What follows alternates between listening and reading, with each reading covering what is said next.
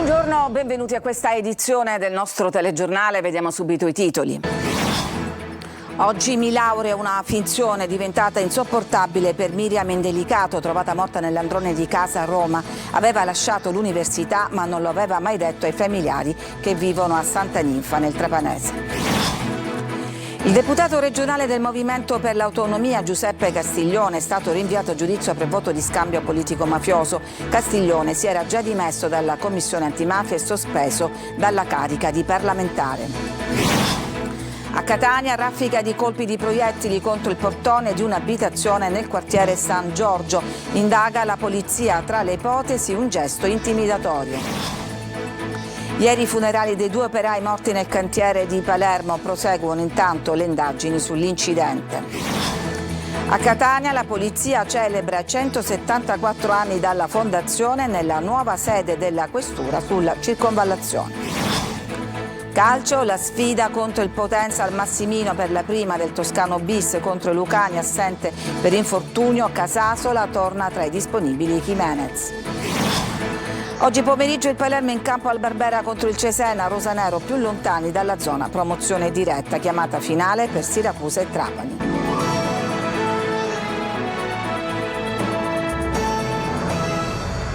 Oggi mi laureo, una funzione durata troppo a lungo, diventata insopportabile per Miriam Indelicato, trovata morta nell'androne di casa a Roma dove studiava alla LUISS. In realtà aveva lasciato l'università ma non l'aveva mai detto ai familiari. Il servizio di Laura Spanò. Aveva annunciato a parenti e amici: oggi discuto la tesi, ma dai controlli effettuati in queste ore Miriam Indelicato, 23 anni, risulta che non era più iscritta dal 2024. Il suo corpo senza vita è stato trovato dal portiere a Roma Salario, dove la studentessa di Santa Ninfa in provincia di Trapani viveva. Un fardello di bugie alle quali la giovane alla fine non ha retto, decidendo di farla finita. Sebbene inizialmente gli inquirenti abbiano vagliato diverse ipotesi, il quadro che sta emergendo nelle ultime ore punta verso il gesto estremo. Il movente sarebbe racchiuso in una dolorosa bugia accademica. Miriam aveva annunciato a parenti e amici che avrebbe discusso la tesi di laurea, un traguardo celebrato con orgoglio in famiglia, tanto che i genitori erano pronti a festeggiare il titolo di dottoressa. Dai primi riscontri effettuati presso l'Ateneo è emersa una realtà differente. La ragazza, che avrebbe compiuto 24 anni a maggio, non era più iscritta all'università. Si scava ora nel passato recente della giovane per capire quando e perché il suo percorso di studi si fosse interrotto e soprattutto come sia stato possibile mantenere in piedi tale bugia. La Procura di Roma ha disposto l'autopsia per confermare le cause del decesso.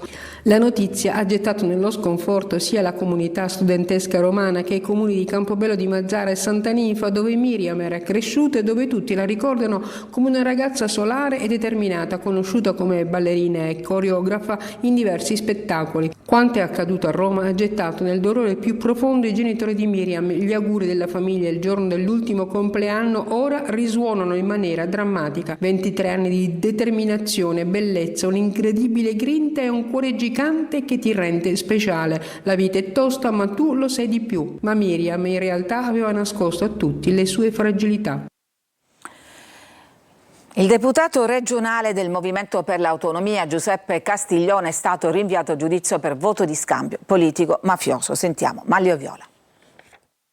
Voto di scambio politico-mafioso. Dovrà rispondere di questa accusa davanti alla Corte d'Assise il deputato regionale Giuseppe Castiglione, sospeso dalla carica in attuazione della legge Severino dopo essere stato arrestato nell'ambito dell'operazione Mercurio. Il giudice per le indagini preliminari Fabio Sebastiano di Giacomo Barbagallo ha rinviato a giudizio il deputato del Movimento per l'Autonomia e l'ex consigliere comunale di Mister Bianco Matteo Marchese. Con loro a giudizio anche Domenico Colombo e Giuseppe Coco, ex dipendenti dell'azienda di trasporto pubblico di Catania. Prosciolto invece l'ex sindaco di Remacca Nunzio Vitale, mentre in precedenza con il rito abbreviato erano stati assolti Salvatore Mendolia e Salvatore Fornaro. Secondo l'accusa, Castiglione e Marchese avrebbero stretto un patto elettorale con il clan Santa Paola, rispettivamente Marchese per le comunali del 2021 a Mister Bianco e Castiglione per le regionali del 2022. In cambio dei voti ottenuti si sarebbero occupati di far ottenere agli uomini del clan provvedimenti di interesse nel territorio comunale di riferimento. Castiglione, che si è dimesso dalla commissione antimafia, resta sospeso dalla carica di deputato regionale e all'Arseli è già subentrato il primo dei non eletti, l'ex assessore comunale di Catania Alessandro Porto. Si è tornato a sparare a Catania e in due a bordo di uno scooter hanno fatto fuoco contro un'abitazione nel quartiere San Giorgio. Sentiamo Eva Spampinato. Un portone crivellato dai colpi di pistola segnato da fori netti 6-7 all'altezza d'uomo e le telecamere che riprendono due uomini sparare e fuggire in scooter. E questa è l'immagine che apre la scena della sparatoria avvenuta nella notte nel quartiere di San Giorgio a Catania.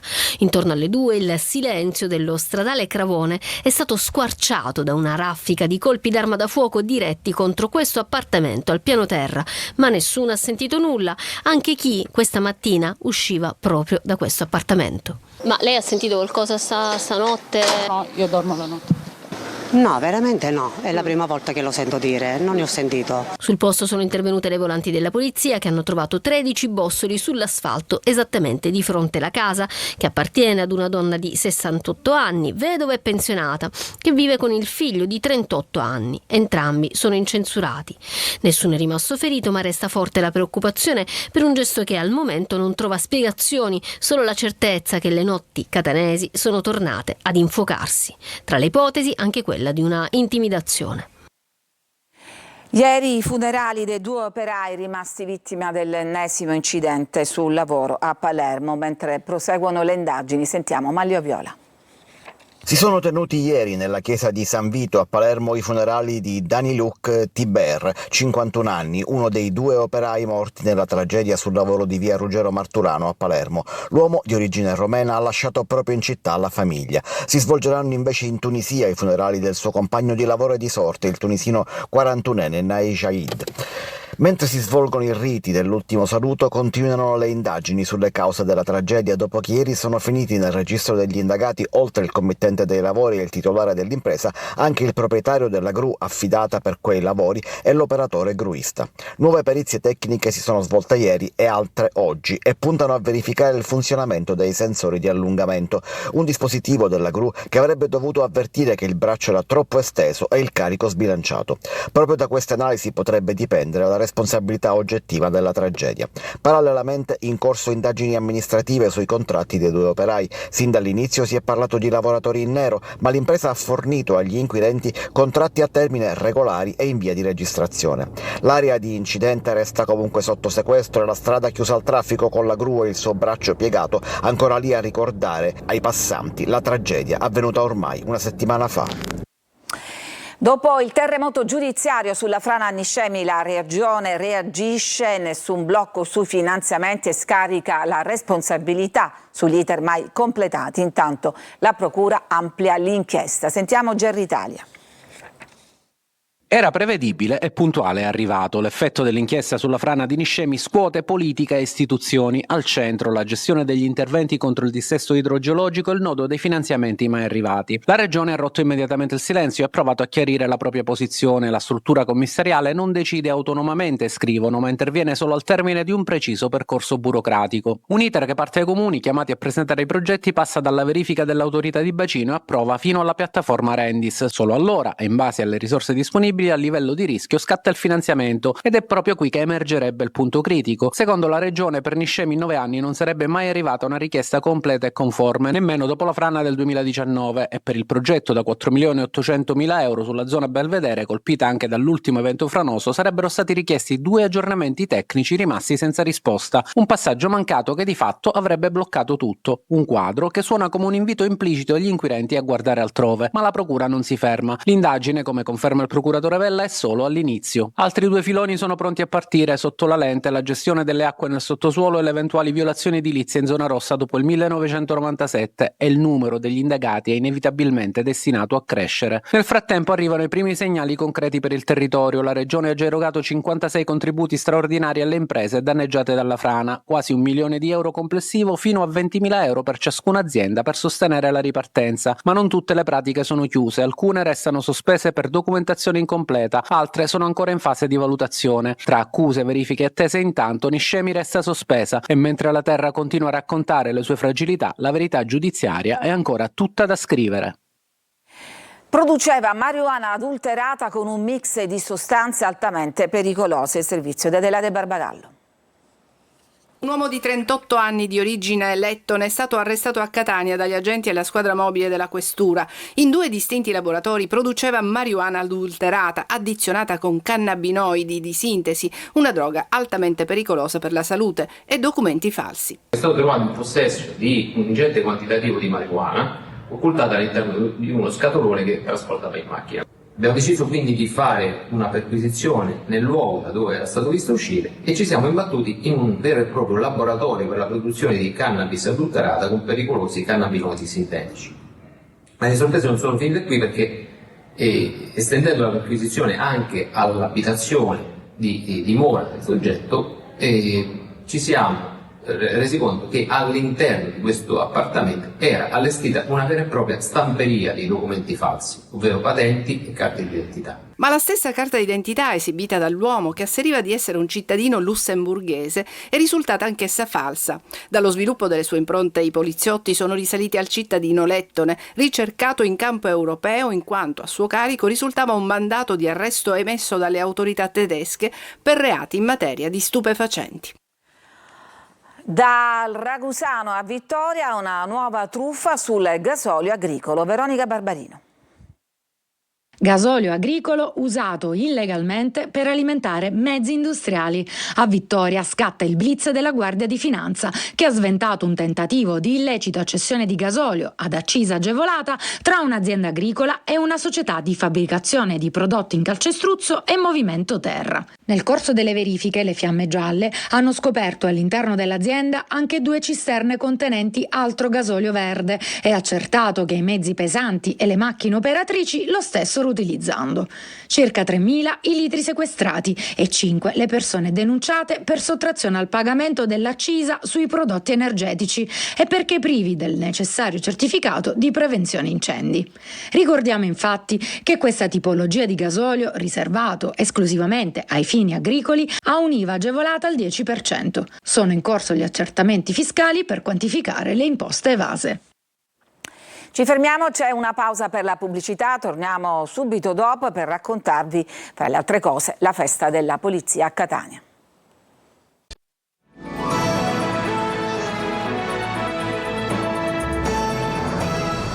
A Catania la polizia ha celebrato i suoi 174 anni inaugurando la nuova sede della questura. Presente il capo della polizia Pisani. Sentiamo Desiree Ferlito. Non solo celebrazioni, ma un segnale concreto di presenza sul territorio. La Polizia di Stato compie 174 anni e a Catania inaugura in Viale Ulisse la nuova sede della Questura, una nuova casa più moderna, funzionale e vicina ai cittadini. Alla presenza del capo della Polizia, il prefetto Vittorio Pisani. Penso che sia uno splendido risultato di cui dobbiamo essere tutti quanti orgogliosi, perché è la dimostrazione della sinergia tra le istituzioni statali e gli enti locali. A tagliare il nastro l'arcivescovo di Catania Monsignor Luigi Renna. Partecipato il discorso del questore di Catania Bellassai, la parola che mi viene in mente per descrivere il nostro lavoro è squadra, parte di un tutto tutti insieme. Lo dicono i numeri che fotografano l'ampio spettro di efficienza delle nostre iniziative. Abbiamo risposto alla domanda di sicurezza del territorio, continua il questore. Anche su questo è intervenuto il prefetto Pisani. È importante trasmettere ai cittadini la percezione della sicurezza, che rifletta quello che è l'effettivo e costante impegno tutti i giorni, non solo da parte della Polizia di Stato, ma di tutte le forze dell'ordine, della magistratura e del governo a sostegno del nostro operato. Nel corso della cerimonia spazio anche al riconoscimento del lavoro quotidiano degli uomini e delle donne in divisa, premiati gli agenti distintisi in operazioni di polizia giudiziaria e soccorso pubblico. E poi il momento più solenne, l'omaggio ai caduti e la deposizione della corona alla stele che ne custodisce i nomi. A Palermo torna la Via dei Librai, 3 giorni di presentazioni, incontri e occasioni di confronto al centro. L'importanza della lettura. Marco Gullà. Palermo Cultura Giovani, 3 keywords che rientrano nell'apertura della manifestazione La Via dei Librai, da oggi in corso sul Cassaro. Per 3 giorni il percorso arabo-normanno diventa luogo di incontro tra lettori, librai, editori e autori. Lungo l'asse che attraversa il Cassaro si susseguiranno anche presentazioni, incontri e occasioni di confronto. Siamo i commercianti del Cassaro Alto, siamo le associazioni che abbiamo creato, che abbiamo unito per creare questa partecipazione. La Via dei Librai è un momento di cultura che noi spendiamo anche da commercianti con questa partecipazione, proprio per riportare il Cassaro ancora più in vita, al di là dei turisti, ma col palermitano. Cultura non è solo cultura a livello di libri, perché il Cassaro fa anche legalità. Legalità per noi è importante, vivere con le regole. Partecipazione, noi chiediamo ai giovani, e devo dire che l'abbiamo avuto la partecipazione, perché secondo me bisogna iniziare sin da piccoli ad educare i ragazzi alla lettura. E la passeggiata al Cassaro oggi ha un sapore diverso, o meglio, un profumo più intenso, quello del libro. Io vedrei una lotta tra la tecnologia e il libro classico. Io dico che vince il libro, perché poi alla fine bisogna ritornare indietro per acquisire cose del futuro, perché la macchina non sostituirà mai il libro. Ovviamente bisogna veicolare messaggi che possano incuriosire i giovani, che oggi sono abituati a un'acquisizione di informazioni in maniera veloce, attraverso l'iPad, attraverso lo smartphone, e quindi spiegare che al di là della superficialità esiste anche una profondità. Quindi va approfondito qualsiasi concetto e vanno stimolati a leggere su carta stampata. È importantissimo sentire l'odore, aprire il libro, sfogliare le pagine. Non è la stessa cosa di leggere da un tablet o da un telefonino. Ci fermiamo, c'è ancora una pausa, poi torniamo con la pagina sportiva con il Palermo questo pomeriggio in campo al Barbera contro il Cesena. Tra poco.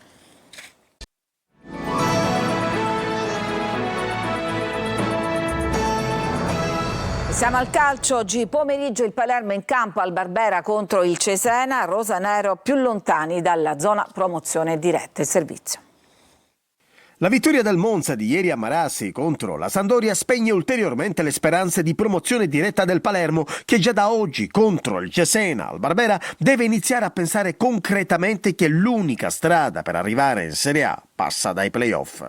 Il secondo posto dista ora 7 punti in attesa della sfida che i siciliani giocheranno oggi contro i romagnoli. Noi dobbiamo proseguire il nostro percorso senza farci troppe domande o darci troppe risposte. Noi dobbiamo continuare a fare quello che stiamo facendo ultimamente. Io sono molto contento, orgoglioso dei miei ragazzi, lo sono i nostri tifosi, la risposta è incredibile. Se penso alla gente che ci sarà domani o a quello che i nostri tifosi hanno fatto l'altra sera alle 4 di notte, è qualcosa che mi porto nel cuore e mi auguro che ci dia quella spinta in più per continuare a fare quello che è stato intrapreso 22 partite fa. Sul fronte infortuni Inzaghi ha fatto il punto della situazione, Joronen non è ancora al meglio e tra i pali giocherà Gomis. Dalla prossima settimana dovrebbero tornare a disposizione sia Jonsen sia il portiere finlandese. Oggi contro il Cesena alle 17:15 in avanti toccherà a Palumbo, Leduaron e poi Giampalo. A centrocampo potrebbe toccare ancora Rui Modesto con Pierozzi arretrato in difesa. Non ci sono partite facili, il Cesena sì è vero ha cambiato allenatore ma è nei playoff, a giocatori che se non affrontiamo la partita nel modo giusto ci può impensierire molto, però dopo sono anche altresì convinto che come sempre è tutto nelle nostre mani. Il Catania si prepara alla partita di domani contro il Potenza, una gara che può segnare la certezza del secondo posto. Francesco Triolo.